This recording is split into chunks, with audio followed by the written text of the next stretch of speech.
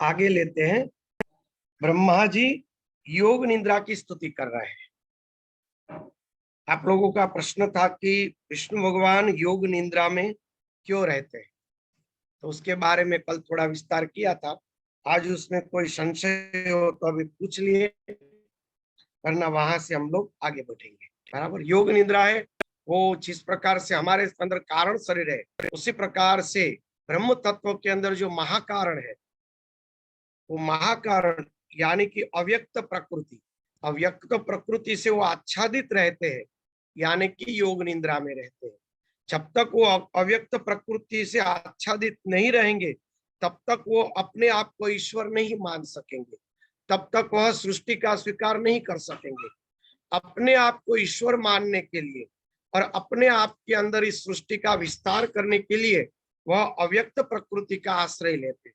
जैसे हम लोग गाढ़ निद्रा में स्वप्न देखते हैं, उसी प्रकार से भगवान योग निद्रा के द्वारा अव्यक्त प्रकृति के आश्रय के द्वारा अपने आप को ब्रह्मा विष्णु महेश बनाकर और ये सृष्टियों का सर्जन और कार्य और विनाश करने में समर्थ बनते हैं। तो ये सब कुछ अव्यक्त प्रकृति की ही लीला है। तो वही जो भगवती योग निद्रा यानी अव्यक्त प्रकृति जो सबकी कारण है, उसके बारे में हम लोग ये स्तुति कर रहे हैं। ये ब्रह्मा जी की स्तुति स्वरूप है। तो इसमें कोई प्रश्न नहीं है ना, तो आगे लेते हैं हम लोग। स्वामी जी, क्या हमारा कारण कर शरीर कभी शांत होता है, या भगवान का महाकारण शरीर शांत होता है तब वो योग निद्रा में जाते हैं? कारण शरीर शांत होना यानी कि हमारी अज्ञानता शांत हो जाए। हमारे अंदर कितने स्टेप है, कितने प्रकार है, वो मैं आपको बताऊं, उसका चिंतन कीजिए। बड़ा अच्छा प्रश्न है, बहुत बढ़िया। पहला तो एक हमारे अंदर व्यक्तित्व पड़ा है, मैं अमुक व्यक्ति हूं। बराबर। मैं अमुक व्यक्ति हूं, वहां पर हम जुड़े हुए हैं। मैं ब्राह्मण हूँ, क्षत्रिय हूँ, वैश्य हूँ, मेरा नाम ये है, मेरी उम्र ये है, मैं बीमार हूँ, मैं स्वस्थ हूँ, मैं कमजोर हूँ, मैं बड़ा शक्तिशाली हूँ, मेरा इतना वैभव है, मेरा ये कुटुंब है, मेरी ये संपत्ति है, जो पूरा का पूरा है। ये प्रथम स्टेप में आता है कि मैं ये हूँ, इसकी स्वीकृति। बराबर। उसके पीछे थोड़े जाएंगे तो हमारे अमुक व्यक्तित्व को छोड़कर केवल मैं हूं, इस भाव से हम स्थित होंगे कि भाई मैं हूं, मैं क्या हूं वो मुझे पता नहीं है, मगर मैं हूं, जो निद्रा आदि में हमारा अनुभव रहता है। और मैं हूं, जो सुषुप्ति जैसी स्थिति होती है, जो अर्धबाह्य अवस्था, जो अर्धबाह्य सुषुप्ति होती है, उसमें मैं हूं ऐसा भास होता है, ज्यादा कुछ पता नहीं होता है। तो वो मैं हूं, इस जगत, ये शरीर, ये व्यक्तित्व, ये सब तब लुप्त होता है, सुषुप्त दशा में होता है, बीज दशा में होता है। मैं हूं, उससे भी जब पीछे जाएंगे तो केवल हूं, मैं और हूं में से केवल हूं, मैं नहीं रहेगा, केवल हमारी हाजिरी रहेगी, दृष्टा रहे। तो दृष्टा का भी कारण क्या है?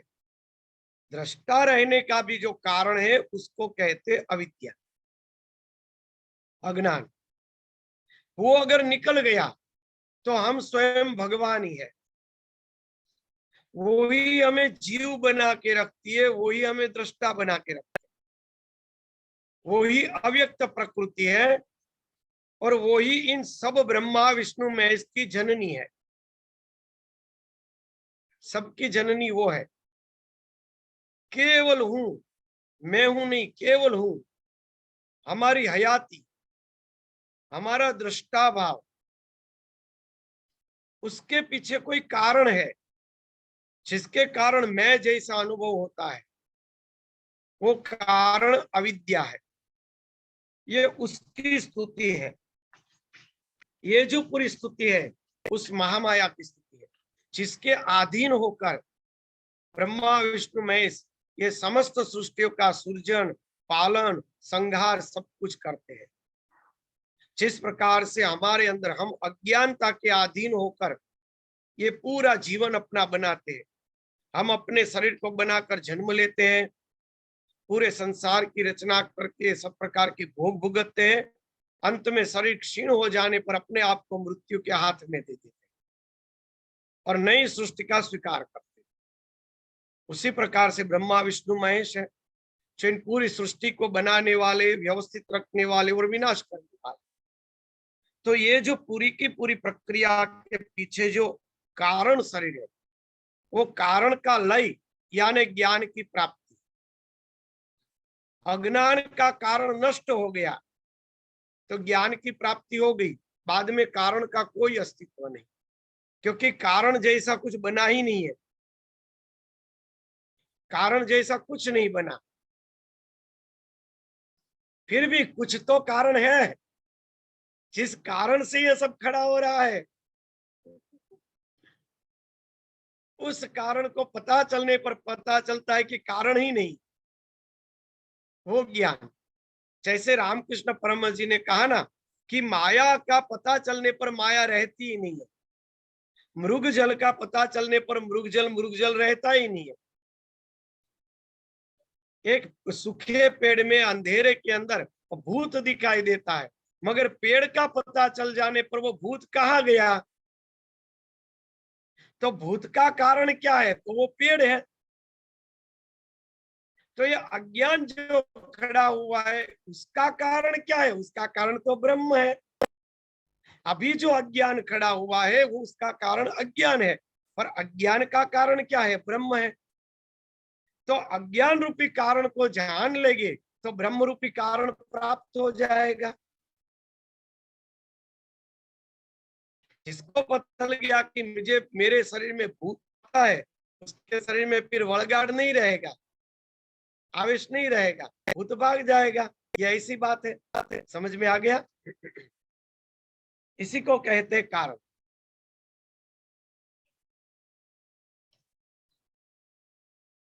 तो पूरी की पूरी कारण की प्रक्रिया है।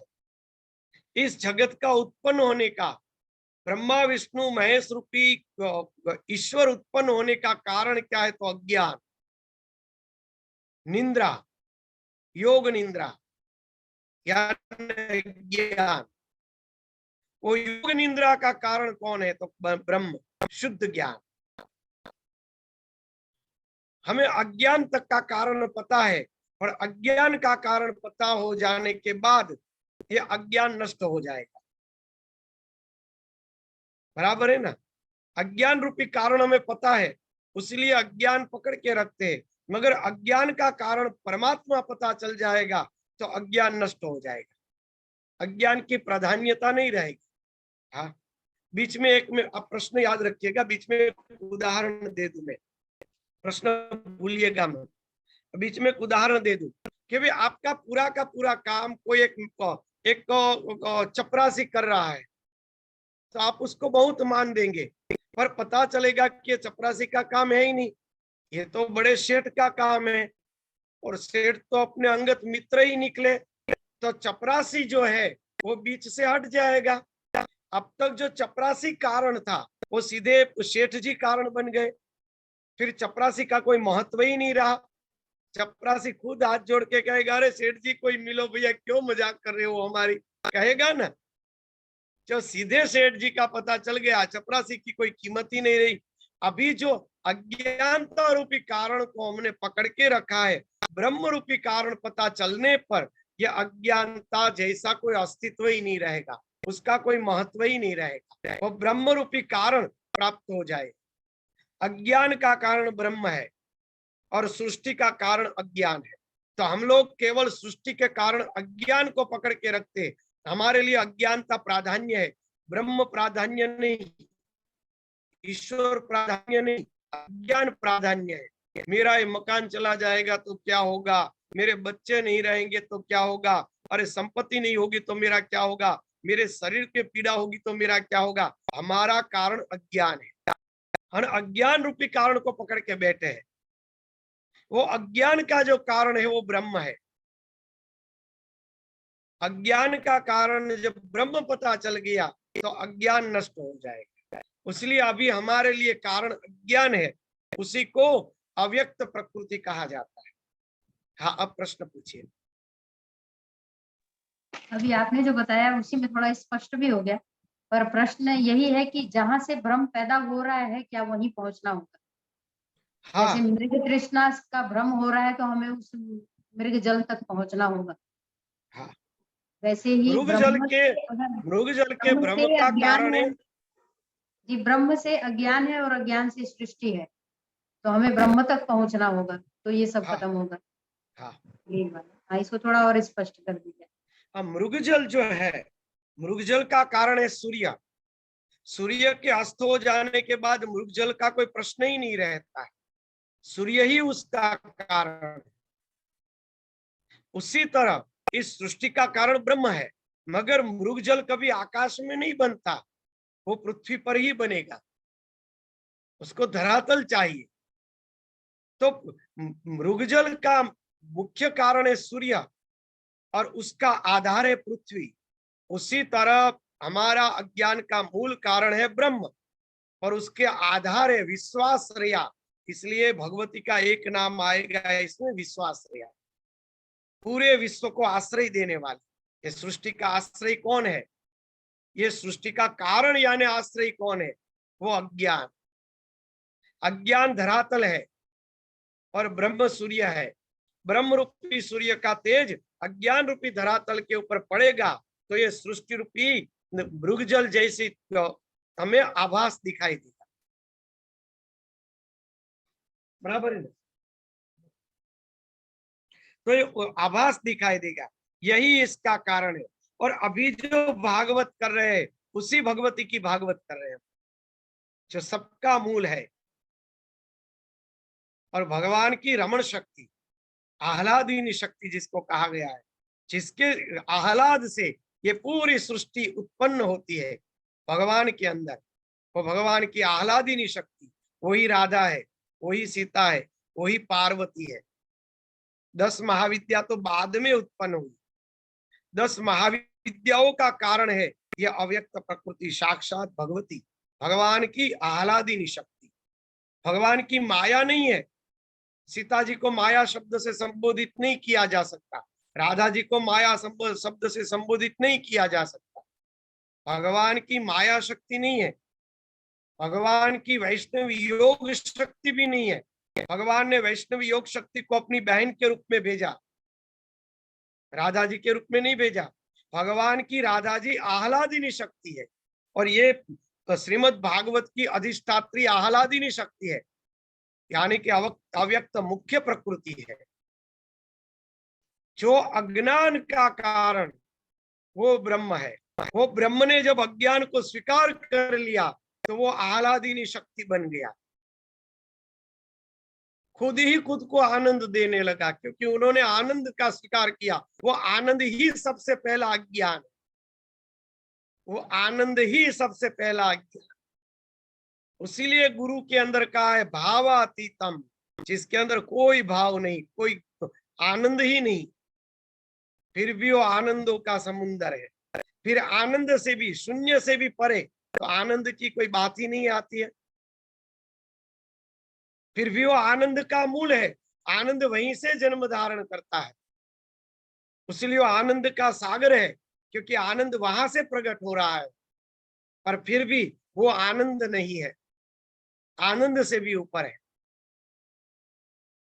जब तक सच्चिदानंद है तब तक वो एक मूल जो अव्यक्त प्रकृति है उसके अधीन है, अव्यक्त प्रकृति से साथ मिला हुआ है। इसलिए वो सत है, वो चित है, वो आनंद है। बाद में तो न चित है, न सत है, न आनंद है। आप कहेंगे वो कैसे? तो जो जड़ पत्थर है वो चित्त नहीं है, यानी चल फिर नहीं सकता, विचार नहीं कर सकता, सुख दुख नहीं होता, फिर भी वो ब्रह्म का ही रूप है। बराबर है ना? दुख देने वाली शक्तियां प्रकट होती है, फिर भी वो परमात्मा का ही रूप है, वो सब कुछ है। केवल आनंद रूप है ऐसा नहीं है, पर आनंद का समंदर है, क्योंकि वहीं से सब प्रकार के आनंद प्रकट होते हैं। जहां से प्रकृति का मिलन होता है वहीं पर सच्चिदानंद रूप प्रकट हो जाता है, क्योंकि उसके आगे चिंतन करने का सामर्थ्य ही नहीं, वेदों का भी सामर्थ्य नहीं, इसलिए आगे का कोई वर्णन ही नहीं मिलेगा शास्त्र में। वो अनुभूति का विषय है, अव्यक्त प्रकृति है, वो अव्यक्त प्रकृति कारण है और अव्यक्त प्रकृति का कारण ब्रह्म है। बस इतना ही संबोधन कर सकते हैं। अगर ब्रह्म ही नहीं है तो अव्यक्त प्रकृति कहां से आई बताओ?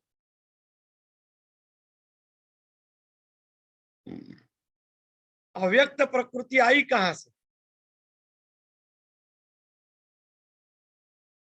वो बीज रूप सृष्टि भगवान के गर्भ में पड़ी है, वो अव्यक्त प्रकृति है, बीज रूप सृष्टि, व्यक्त सृष्टि नहीं, बीज रूप सृष्टि, जो उसको आनंद के द्वारा, चित्त के द्वारा, वो सत्य तो उसका स्वरूप है ही, आनंद और चित्त के द्वारा वो जो भगवती है वो आकर्षित करती है और आकर्षित करके उसको अभिव्यक्त होने के लिए बाधित करती है और सच्चिदानंद होकर वो अभिव्यक्त हो जाता है, एक जन्मे हुए बालक की चेष्टा की तरह। इसलिए उसके लिए कोई कर्म का बंधन नहीं है, सृष्टि उत्पन्न करना उसके लिए कोई कर्म बंधन नहीं, क्योंकि जन्मे हुए बालक की चेष्टा की तरह जन्मा हुआ बालक माता की छाती के ऊपर लात मारेगा तो माँ की छाती के लात मारने का पाप उसको नहीं लगेगा, क्योंकि उसके अंदर कोई चेष्टा का कोई भाव ही नहीं है। वो 25-40 वर्ष का लड़का अपनी माँ की छाती के ऊपर लात मारे और वो 3 दिन का बालक माँ की छाती के ऊपर लात मारे, दोनों में कितना फर्क है बताओ? एक भयंकर कर्म बंधन है जो पाप से कभी नहीं छूट सकता, एक माँ के लिए और बालक के लिए, दोनों के लिए आनंद रूप है। ये भगवान ने चेष्टा की, वो आनंद रूप है, पर अज्ञान के कारण वो चेष्टाएं विकृत हो गई, भयानक हो गई, रौद्र रूप हो गई। बराबर कुछ समझ में नहीं आया तो इसके ऊपर चर्चा और कर सकते, प्रश्न कर सकते हैं।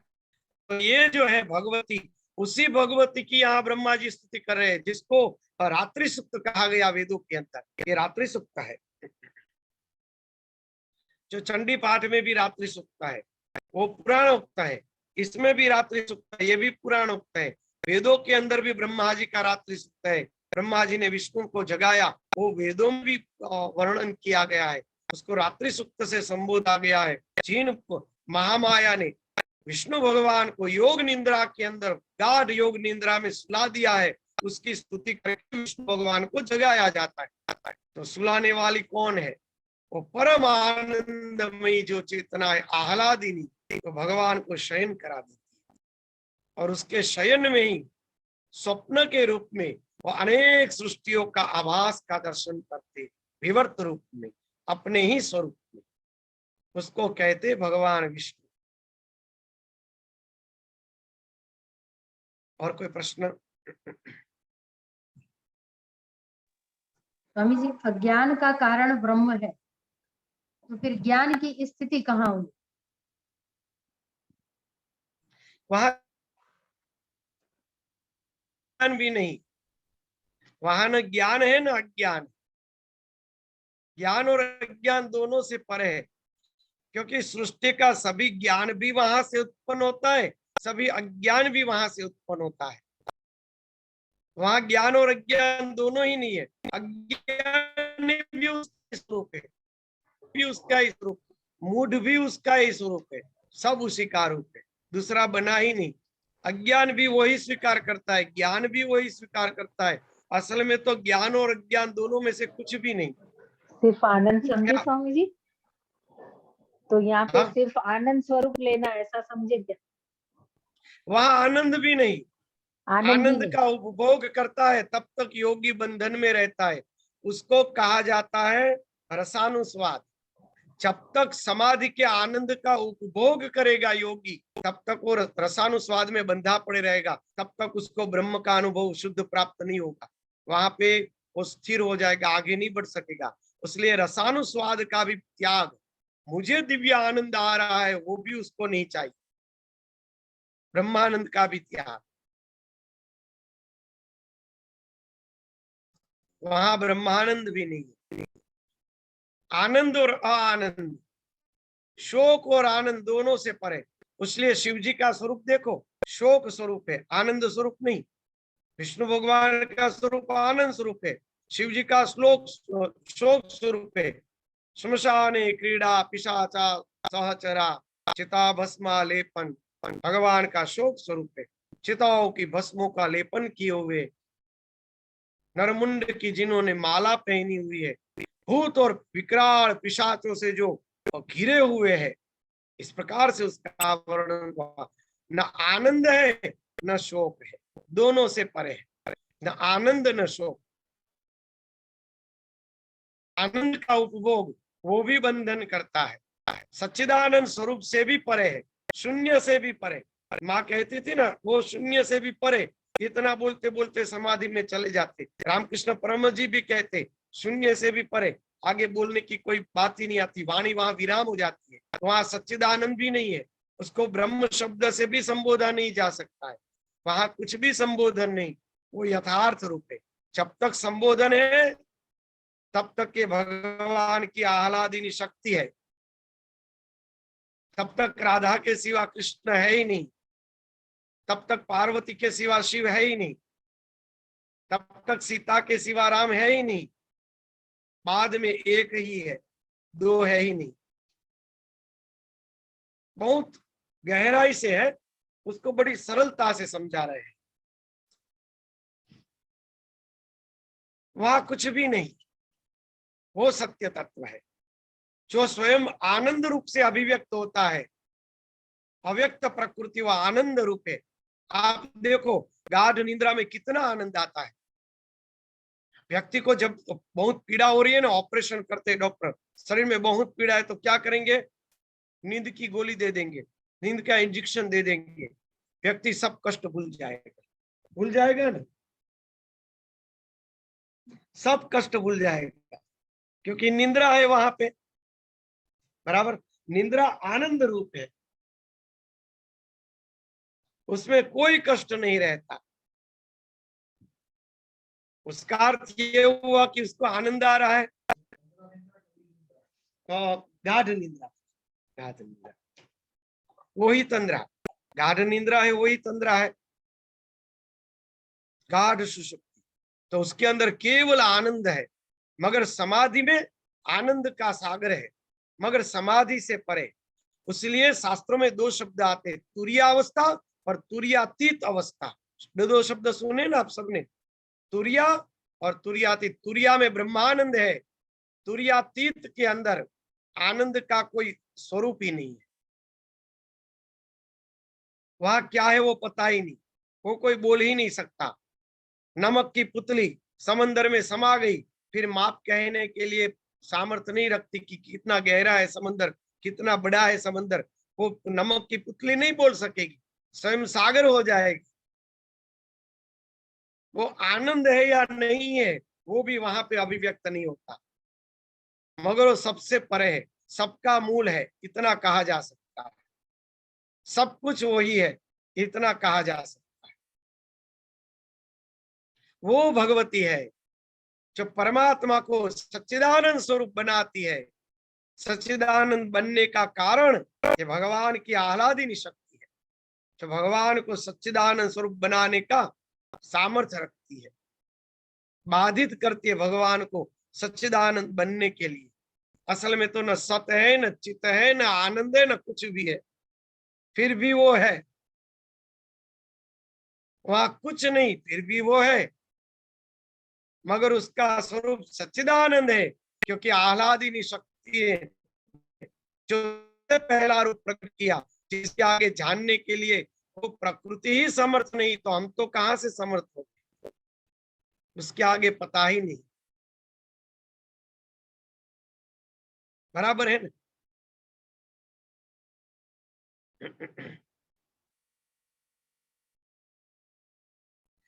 पुत्र के जन्म के आगे माता है, मगर माता के आगे क्या है पुत्र कभी नहीं जान सकेगा।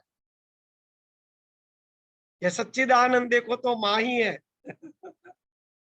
पिता कहो या माँ कहो, यहाँ पर उसी को माँ कहा गया है। हम उसी को माँ गिनते हैं। देवी भागवत में उसी को माता कहा गया। उससे आगे क्या है तो वो किसी को पता नहीं, कितना पता है उससे आगे किसी को पता नहीं। वो पिता को देखा नहीं, वो माँ ही पिता को बताएगी बस। बराबर है ना? मेरी आवाज बराबर आ रही है ना? टावर का कोई प्रॉब्लम नहीं है ना? नहीं स्वामी जी, साफ।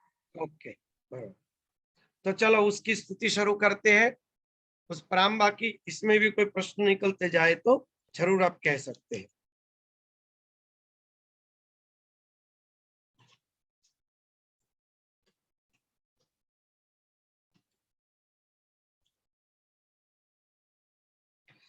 ब्रह्मा जी ने देखा कि जगन नियंता भगवान विष्णु की स्तुति करने पर भी विष्णु जागे नहीं। तब ब्रह्मा ने विचार किया कि विष्णु भगवान की स्तुति करके समय बिगाड़ने का कोई अर्थ नहीं, क्योंकि असुर हमारे सामने खड़े हैं युद्ध करने के लिए। तो जिन्होंने योग निंद्रा ने ही इन विष्णु भगवान को बाधित कर दिया है, उस योग निंद्रा की ही स्तुति करें, ताकि वो ही विष्णु भगवान को जगा के हमारा कार्य सिद्ध करे।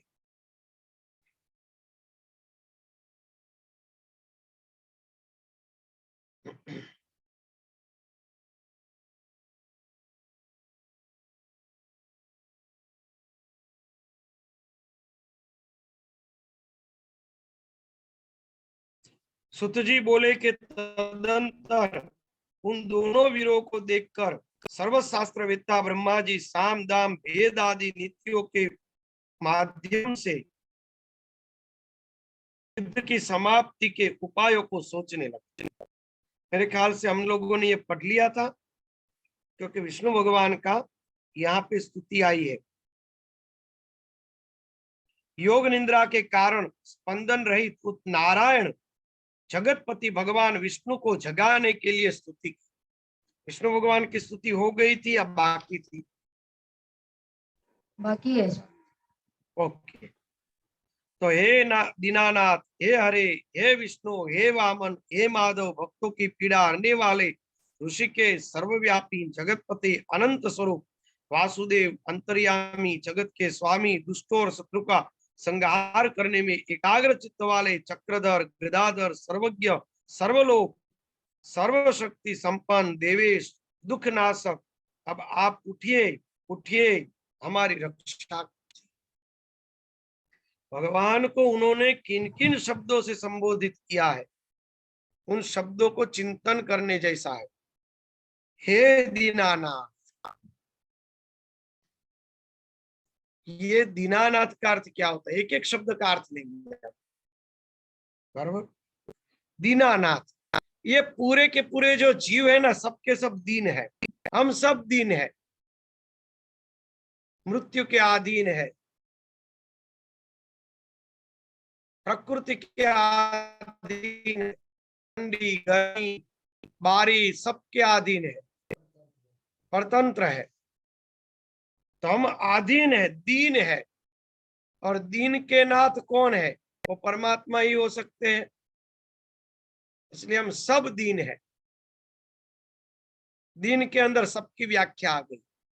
दीन है तो हे दीनानाथ, यानी सब जीवों के नाथ।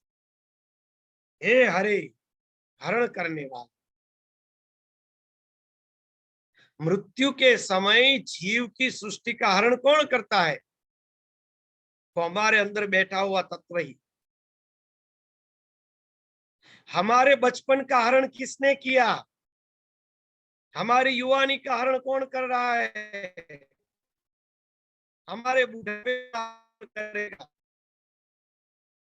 हमारी इंद्रियों का सामर्थ्य का हरण कौन कर रहा है?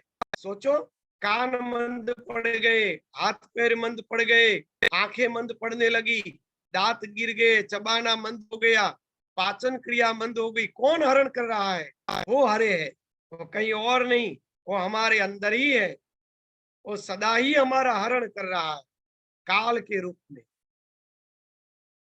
उसी को हरि कहा जाता है। वही हरि है जो नित्य हरण कर रहा है। बाल काले के सफेद हो गए, हरण हो गया, मगर हम मानेंगे कैसे? फिर से काले कर दिए, डिस्टेम्पल कलर। तो भगवान ने फिर से सफेद कर दिए। गुजराती में कहते हैं ना, उगे उसको कौन पुगे। उगेंगे वो तो सफेद ही उगेंगे, क्या रोक सकोगे? तो ये जो है वो कौन हरण कर रहा है? घुटने दुखने लगे, पाचन क्रिया मंद हो गई, कौन हरण कर रहा है? मान का हरण हो रहा है, शक्ति का हरण हो रहा है, आयुष्य का हरण हो रहा है, संपत्ति का हरण हो रहा है, वस्तुओं का हरण हो रहा है, संबंधों का हरण हो रहा है। कोई ना कोई हरण कर रहा है, नाश कर रहा है। वो काल देव है, उसी को हरि शब्द से संबोधित किया जाता है। एक एक शब्द जो है वो चिंतन करने जैसे ब्रह्मा जी के शब्द है, उसी तरह भगवती की स्तुति में भगवती के शब्दों के ऊपर चिंतन करेंगे। मुझे हुआ था कि भगवती की स्तुति हो, पर ब्रह्मा जी विष्णु भगवान की स्तुति कर रहे हैं। फिर हे विष्णु हो, जो सबके उदर में विद्यमान है, सबके अंतःकरण में विद्यमान, सर्वत्र विद्यमान है, उसको विष्णु कहा जाता है। सबके गर्भों में निवास करने वाली चेतना वो विष्णु है। हे वामन, यानी सबसे छोटे, अणुमो अणियान महिमो मणियान, वेदों में कहा है अणु से भी जो सूक्ष्म है और महान आकाश से भी जो महान है, उसको ब्रह्म कहा जाता है। वेदों के अंदर कहा है सूक्ष्म से सूक्ष्म और उत्तम से उत्तम। वामन यानी सबसे सूक्ष्म है, वो ब्रह्म है। हे वामन, हे माधव। स्वामी जी विष्णु का फिर से समझाएंगे, बताएंगे, विष्णु का फिर से बताएंगे। विष्णु जो है वो सबके अंदर विद्यमान है, उसको विष्णु कहा जाता है। स्थूल और सूक्ष्म, चेतन और जड़, सबके अंदर जो विद्यमान है वह विष्णु है। सबके अंदर विद्यमान है, उसी को विष्णु कहा जाता है। शेषशाही विष्णु, उदरशाही विष्णु, 3 प्रकार के विष्णु कहे हैं ना। हमें ज्यादा तो शास्त्रों का ज्ञान नहीं है, कभी कभी भूल जाते हैं। कहीं पढ़ने में आएगा तो फिर से वो पढ़ के कह देंगे आप। तो 3 प्रकार के विष्णु कहे, अभी मैं भूल गया उस बात को। विष्णु जो है वो सर्वत्र विद्यमान है 3 प्रकार से, जैसे घट आकाश और मठाकाश है, उसी तरह सर्वत्र विष्णु है। हम जीवों के अंदर जो है जीव, वो भी विष्णु है। इन व्यापक जो चेतना के अंदर स्थूल स्वरूप है वो भी विष्णु है, और विराट रूप जिसके अंदर से सृष्टि उत्पन्न हुई वो भी विष्णु है। 3 प्रकार के विष्णु शास्त्रों में गिने गए। इसलिए संकल्प के समय ओम विष्णु हो, विष्णु हो, विष्णु हो, तीनों प्रकार के विष्णु की साक्षी में संकल्प रखा जाता है। 3 प्रकार के विष्णु है। भक्तों की पीड़ा हरने वाले, इतने बढ़िया बढ़िया शब्द कहे। ये केवल व्यक्ति के नाम की तरह नहीं है, हम किसी व्यक्ति को नामों से संबोधित करते रहते हैं, इस प्रकार से नहीं है।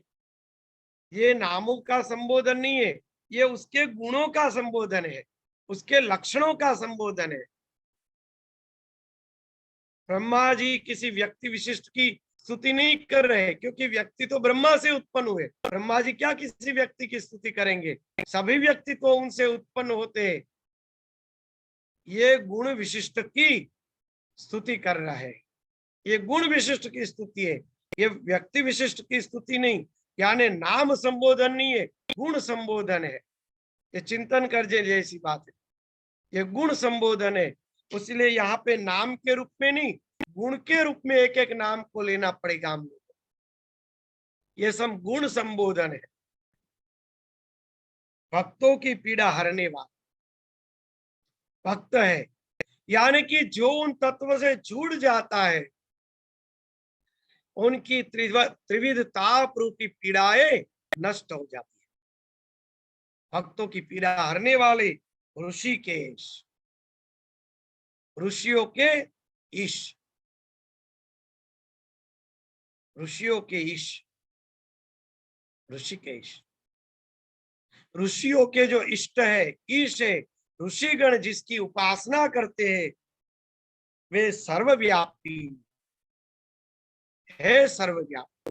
कहा नहीं है वो सर्वव्यापी जगत पते, जगत की उत्पत्ति का मूल कारण, हे अनंत स्वरूप, जिसका कोई अंत ही नहीं। जितने भी रूप उत्पन्न होते केवल उसी का रूप है, उसके सिवा कुछ बना ही नहीं है। हे अनंत स्वरूप, हे वासुदेव, वसु, अष्ट वस्तुओं के भी देव, हे अंतर्याम। ये अष्ट वसु, ये अष्टधा प्रकृति भी कही जाती है। अष्टधा प्रकृतियों के देव, अंतर्यामी, हे अंतर्यामी, सबके अंतर में निवास करने वाले और सबके अंतर में रहकर सबको जानने वाले।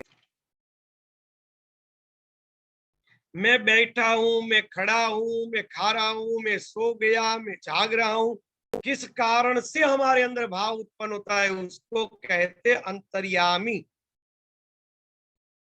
जिसके कारण से हमारे अंतर में मैं हूं ऐसा भाव उद्दीपन होता है, जागृत होता है, वो अंतर्यामी है। अंतर्यामी।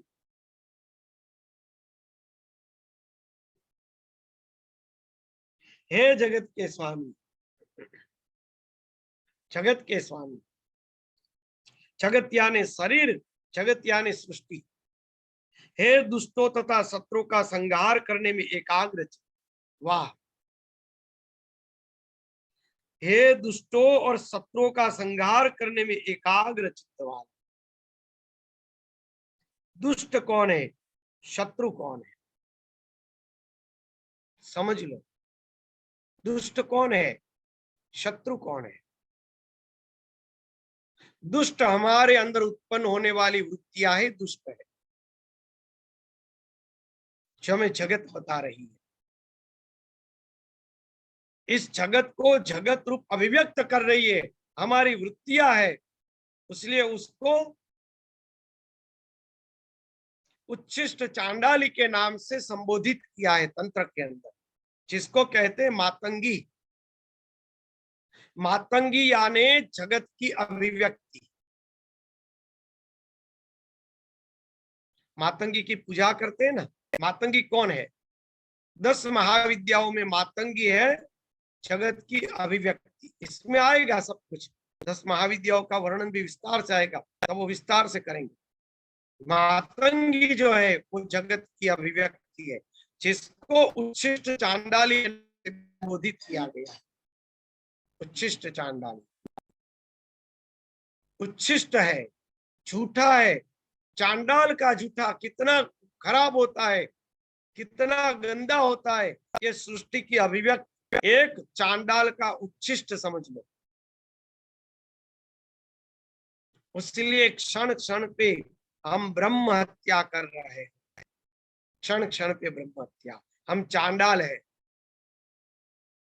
एक एक क्षण हम ब्रह्म हत्या कर रहे हैं। पदार्थ को पदार्थ के रूप में देखना यानी कि ब्रह्म की हत्या कर देना, पदार्थ को ब्रह्म रूप में न देखना यानी कि ब्रह्म हत्या। उनसे बड़ा चांडाल कौन होगा, जो नित्य ब्रह्म की हत्या कर रहा है वो चांडाल नहीं तो और क्या है। ऐसी वृत्ति का, ऐसी दुष्ट वृत्ति का जो संहार करता है वो भगवान है, ज्ञान स्वरूप है। और शत्रुओं का संहार, शत्रु कौन शत्रु है, काम क्रोध लोभ आदि हमारे ही शत्रु है, मगर उसका संहार वो कैसे करते हैं। फिर से वाक्य सुनिए, बहुत समझने जैसे शब्द है। दुष्टों तथा शत्रुओं का संहार करने में एकाग्र चित्त वाले। एकाग्र चित्त हुए बिना न आप अपनी वृत्तियों का संहार कर सकते हो, न आपकी दुष्ट वृत्तियों का संहार कर सकते हो, दुष्ट वासनाओं का संहार कर सकते हो। वृत्ति है वो दुष्ट है और वासना है वो शत्रु है, बराबर है ना। वृत्ति दुष्ट है, वासना हमारे शत्रु है। वासना और वृत्ति वही हमारे दुष्ट और हमारे दुश्मन है, वही हमारे शत्रु है। उन्हीं का ज्ञान के द्वारा संहार होता है, वो ज्ञान एकाग्र चित्त से ही उत्पन्न होता है, एकाग्र चित्त से करने वाले। एकाग्र चित्त शब्द शास्त्र में लिखा हुआ है।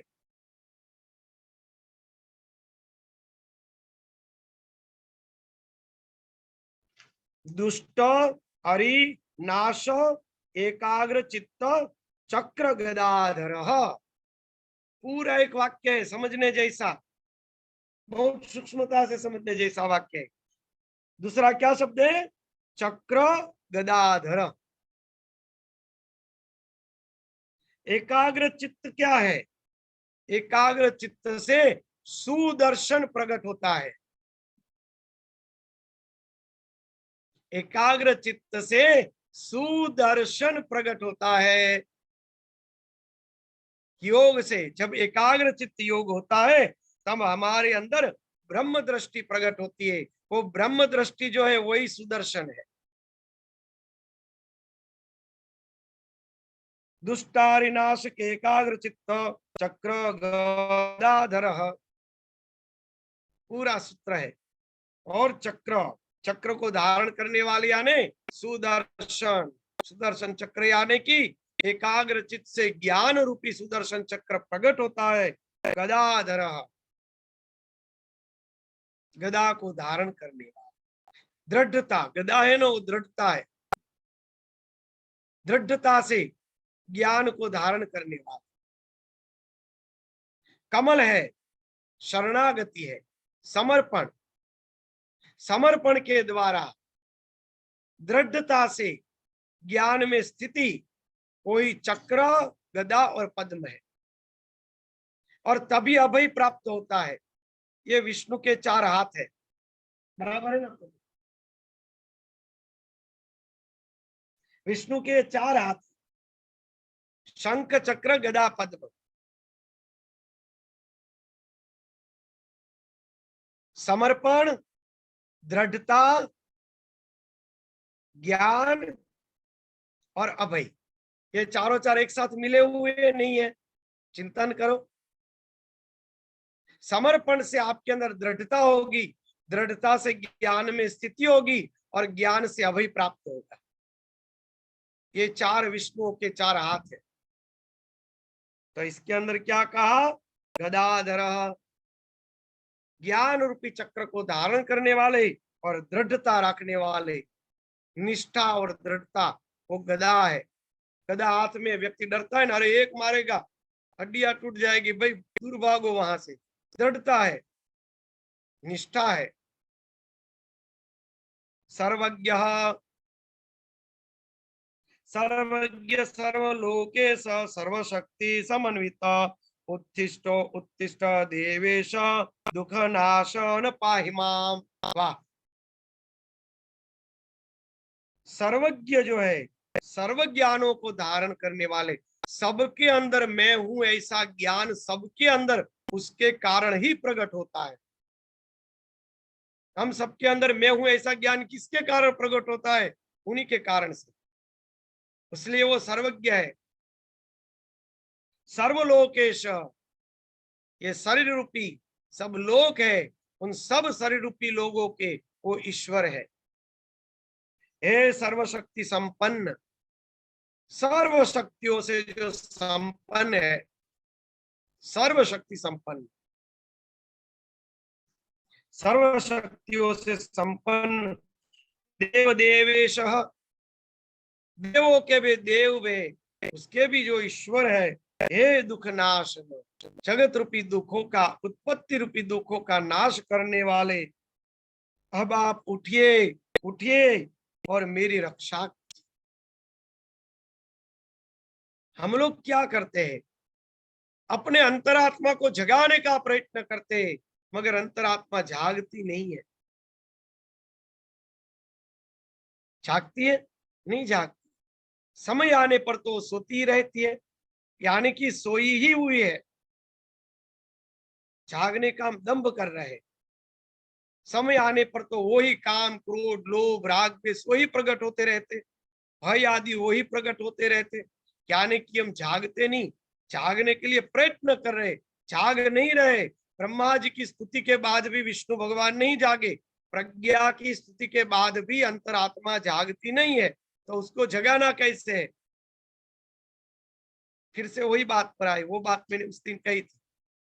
इसलिए हमारी अज्ञान रूपी निद्रा को हटाना पड़ेगा।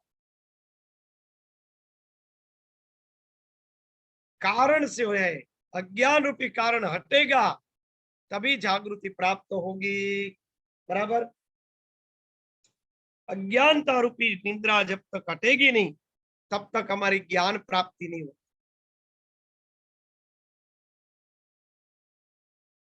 उच्छिष्ट उत्तिष्ठ, हम लोग क्या करते, ऐसा जो आत्म स्वरूप हमारा है उसको जगाने का सीधा प्रयत्न करने पर कभी भी वो नहीं जागेगा। केवल ज्ञान से ईश्वर प्राप्ति नहीं होगी, उसको उपासना के द्वारा अज्ञानता को हटाना पड़ेगा। पहले विष्णु भगवान की निंद्रा को हटाना पड़ेगा, तभी वो जागेंगे। हमारे अंदर की अज्ञानता को दूर करना पड़ेगा, तभी वो जागेंगे। हे विश्वंभर, वाह, पूरे विश्व का भरण पोषण करने वाला विश्वंभर।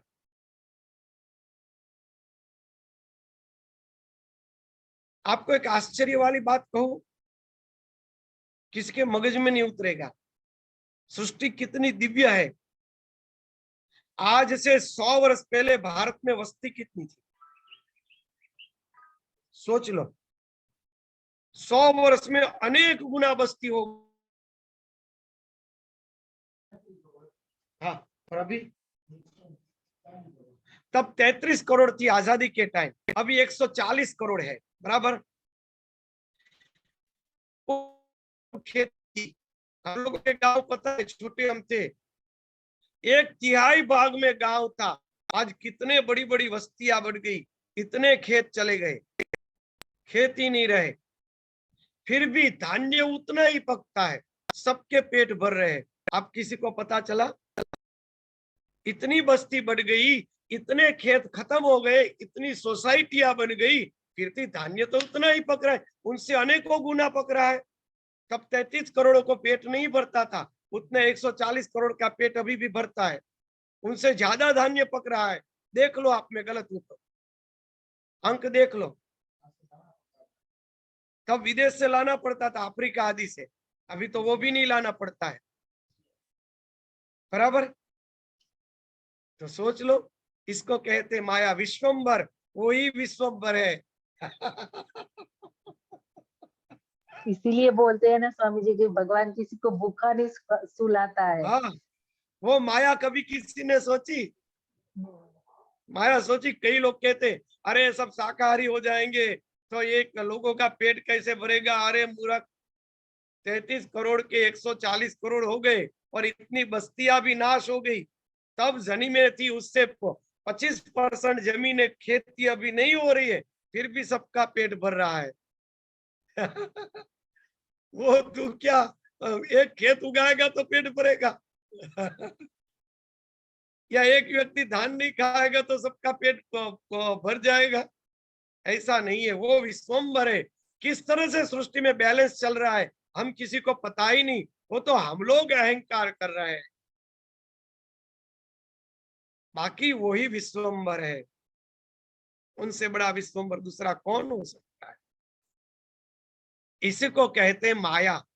सोचने जैसी बात है, बड़ी गूढ़ वस्तु है। शांति से चिंतन करो, इतनी जमीनें नष्ट हो गई, इतनी सोसाइटियां हो गई, गांव के गांव बन गए, खेती ही नहीं रही, फिर भी सबके पेट भर रहे हैं। वो धान्य आता कहां से है? कोई नहीं सोच रहा है। जो 15 बीघा में नहीं उगता था वो भी 1 बीघा में उग रहा है। इतना धान्य बढ़ गया अपने आप, क्योंकि वो विश्वंभर है, वही विश्वंभर है। विशाल, विशाल आंखों वाले, मेरे ख्याल से शब्द आया तो मुझे याद आया, यहीं पर आए थे और फिर वहां से रुक गए थे। आगे के शब्द और विस्तार से आज हुए, अच्छी बात हुई। विश्वंभर है, विशालाक्ष है, विशाल आंखों वाले, यानी कि विशाल ज्ञान रूपी चक्षु वाले। पुण्य श्रवण, पुण्य श्रवण और कीर्तन हे जगत सृष्टा, हे निराकार, हे सृष्टि पालन संहार के कारण, हे महाराज, ये दोनों उन्मत्त दानव मेरा वध करना चाहते हैं। हे सबके आधार, मैं इस संकटग्रस्त हूं, क्या आप यह नहीं जानते? कौन से दो असुर? राग और द्वेष रूपी दो असुर, मधु और कैटभ। राग और द्वेष,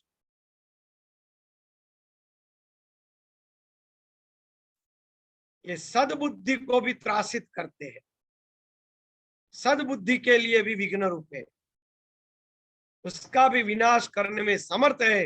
इसीलिए वो सद्बुद्धि रूपी ब्रह्मा इन राग द्वेष के नाश के लिए व्यापक रूपी विष्णु की स्तुति कर रहा है। तो क्या कहा है? पुण्य श्रवण और कीर्तन, जिसका श्रवण और कीर्तन पुण्य व्रत है, जगत सृष्टा, पूरी सृष्टियों के सर्जनकार, निराकार, जिसका कोई आकार नहीं है, सृष्टि पालन और संहार के कारण, जिसमें से सृष्टि उत्पन्न हो रही है, संहार हो रहा है, और जो सबका कारण है। हे महाराज, इन दोनों उन्मत्त दानव यानी कि मधु और कैटभ, राग और द्वेष, इनका वध कीजिए। हे सर्व के आधार, मैं इस समय संकटग्रस्त हूं, क्या आप यह नहीं जानते? हे महाविष्णु, मैं इस समय दुख से अत्यधिक पीड़ित हूं और आपकी शरण में आया हूं। ऐसी स्थिति में यदि आप मेरी उपेक्षा करेंगे तो आपका जगत पालन का निर्णय निरर्थक हो जाएगा। मंत्र 13वां है। 13वां मंत्र आप याद रखिएगा। 12वां और 13वां कल दोनों विस्तार से और लेंगे, बराबर है। अब सत्संग क्रम से चालू रहेगा। 12वां और 13वां दोनों मंत्र लिख लीजिए, 2-3 व्यक्ति लिख लीजिएगा, ताकि एक व्यक्ति की हाजिरी हो ना हो, दूसरे व्यक्ति तुरंत कह सके, बराबर। 12वां और 13वां मंत्र यहाँ पर है। किसी का इसमें प्रश्न हो तो पूछ लीजिए।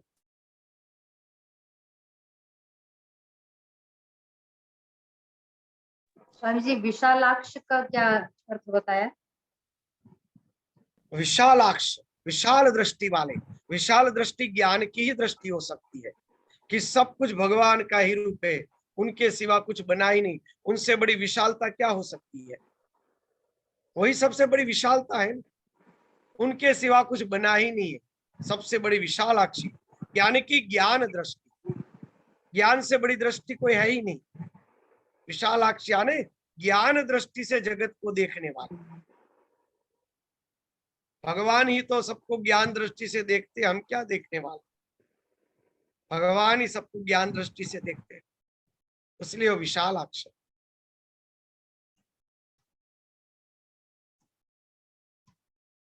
चलो, किसी का प्रश्न है तो पूछ सकते हैं। जय हरि प्रणाम। जय हरि प्रणाम। जय श्री कृष्ण स्वामी जी। जय कृष्ण। प्रणाम। राधे राधे। हरे कृष्णा स्वामी जी, हरे कृष्णा।